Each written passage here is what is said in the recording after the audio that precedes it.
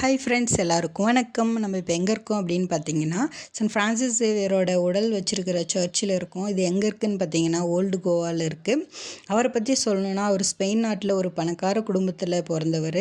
அங்கேயே படிச்சுட்டு அங்கேயே வேலை செஞ்சுட்டு இருக்கும்போது மக்களுக்காக சேவை செய்யணும் அப்படின்றதுக்காக 38,000 கிலோமீட்டர் ட்ராவல் பண்ணி இந்தியா வந்தார். அவர் இந்தியாவில் அதிகமாக சேவை செஞ்ச இடம் அப்படின்னு பார்த்தீங்கன்னா, கோவா, அப்புறம் தமிழக கடற்கரை பகுதியில் இருக்கிற மக்களுக்கு சேவை செஞ்சுருக்காரு.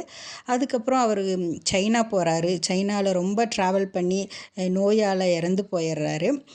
அதுக்கப்புறம் அவரோட பாடி இந்தியா கொண்டு வரணும், ஏன்னா இந்தியாவில் தான் அதிகமாக சேவை செஞ்சுருக்காரு அப்படின்றதுக்காக இந்தியா கொண்டு வராங்க. அவரோட உடல் கண்ணாடி பெட்டியில் பாதுகாப்பாக வச்சுருக்காங்க. இங்கே பாருங்கள், இங்கெல்லாம் பார்த்துட்ருக்காங்கல்ல, அங்கே தான் அவரோட உடல் கண்ணாடி பெட்டியில் இருக்குது. ஆனால் ஃபோட்டோ வீடியோ எதுவும் எடுக்க பெர்மிஷன் இல்லை. 472 வருஷமாக அவரோட உடல் பாதுகாப்பாக வச்சுருக்காங்க. ஆனால் இருந்த மாதிரியே அப்படியே எந்த ஒரு ஸ்மெல்லும் இல்லாமல் அப்படியே இருக்குது. 10 வருஷத்துக்கு ஒரு தடவை மக்கள் பார்வைக்கு வெளியே வைப்பாங்க. போன வருஷம் 2025 வருஷம் வச்சுருக்காங்க. அவர் பயன்படுத்தின எல்லா பொருட்கள், அப்புறம் அவரோட உடல் எல்லாம் வைப்பாங்க.